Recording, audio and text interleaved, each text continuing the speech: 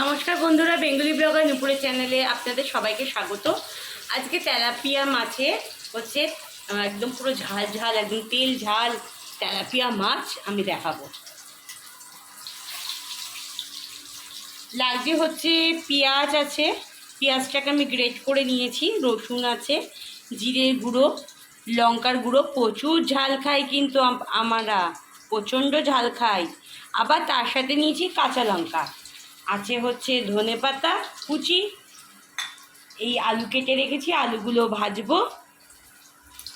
আর রয়েছে ফোড়নে রয়েছে অল্প একটুখানি পাঁচ ফোড়ন, তেজপাতা, কালো জিরে। এটা আমি ফোড়ন দেবো। এবার কেমন করে কি করছি আপনাদের সামনে সেটা দেখাচ্ছি, সঙ্গে থাকুন।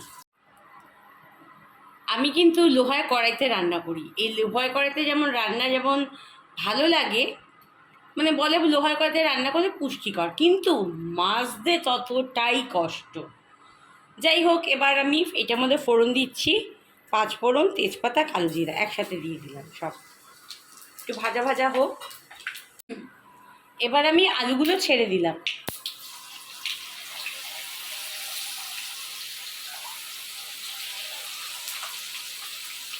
দেখুন, আমার মশলা কৌটোর মধ্যে সব কিছু, এখানে মশলা কৌটোগুলোর মধ্যে নাম লেখা। পাঁচ ফোড়ন, জিরের গুঁড়ো, আর এইটা কি ঘুরে ঘুরে গেছে পেছন দিকে লেখাটা, গোটা জিরে, কালো জিরে, শুকনো লঙ্কা, গোলমরিচ, পোস্ত, গোটা গরম মশলা একসাথেই রাখি। এটা হচ্ছে হলুদ, লঙ্কার গুঁড়ো, চিনি কৌটা এখন চিনি ঢালিনি, পরে ঢালবো। এবার একটুখানি হলুদ দিয়ে দিলাম সামান্য, আলুটা ভাজবো দেখে। আর একটু দিয়ে দেবো হচ্ছে নুন, নুন দেবো আর গুণ গাইবে, বুঝেছেন তো? নুন দেবো আর গুণ গাইবে। এবার এটাকে ভালো করে লাল লাল করে ভাজা ভাজা করব। মশলা যত কষাবে তত রান্নার স্বাদ তত বেশি হয়, মানে একটু সময় নিয়ে করতে হবে। খাওয়াটা তো তৃপ্তির জিনিস, রান্না করার পর যদি খাবারটা যদি খারাপ খায় তাহলে নিজেরই খারাপ লাগে। সারাদিন পর খাবারটা খাবে, তৃপ্তি করে খাবার খাবে মানুষে, সেই খাবারটা যদি একটু সুস্বাদু না হয় কেমন করে হয় বলেন তো বন্ধুরা? কেমনি করে হয়? এবার আলুটা লাল লাল করে ভাজা হোক, তারপরে আসছি।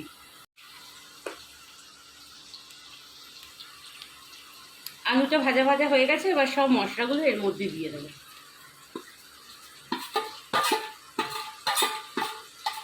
এবার এইটাকে ভালো করে ভাজা ভাজা করবো, কষাবো। এই কড়াইটা মারতে গিয়ে আমার যে কী যে কষ্ট হয় কি বলবো আর। এটাকে কড়াইটাকে লোহার কড়াই তো, নিয়ে দিয়ে তারপরে ভালো করে শুকনো কাপড় দিয়ে পুছে তার মধ্যে ভালো করে তেল মাখিয়ে রাখতে হয়। লোহার রান্না করার তো মানে পাল্টাতে হবে আমার কড়াইটা। আর খুব ওয়েট কড়াইটা, বুঝেছেন তো? খুব ওয়েট, এত ওয়েট কড়াইটা বাবা, নামাতে গিয়ে আমার হাড্ডি গুড্ডি বেরিয়ে যায়। এবার একটু নুন দিয়ে দেবো।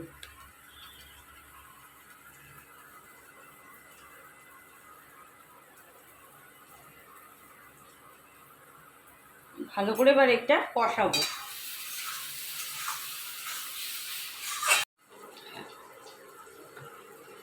দেখুন তেল কি সুন্দর বেরিয়ে এসছে।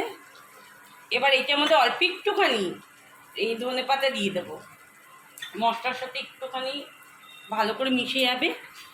তারপর নামানোর আগে আবার ধনেপাতা দেবো, ভালো করে আবার একটু কষিয়ে নেব।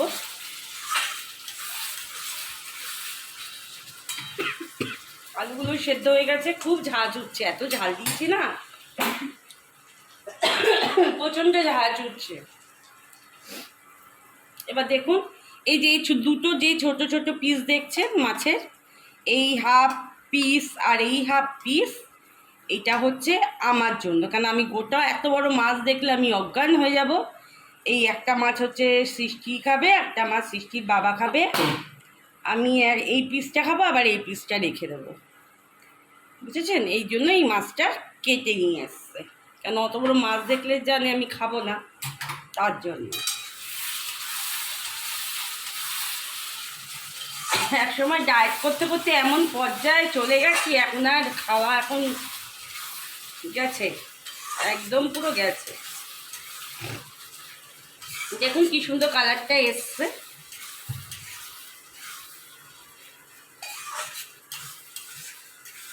এবার এটার মধ্যে এবার জল দিয়ে দেবো, সামান্য জল দেবো যেহেতু মাখা মাখা হবে।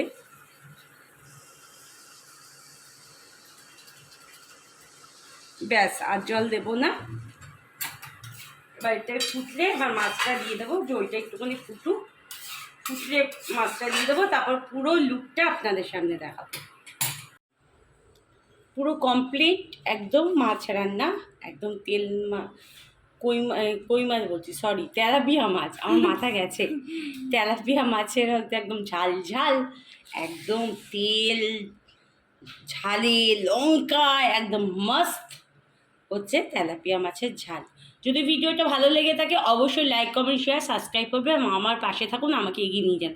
আমি জানি আপনাদের ভালো ভিডিও ভালো লাগে না, যাই হোক তাও দেবো, অবশ্যই দেখবেন। টাটা, সবাই ভালো থাকুন, সুস্থ থাকুন।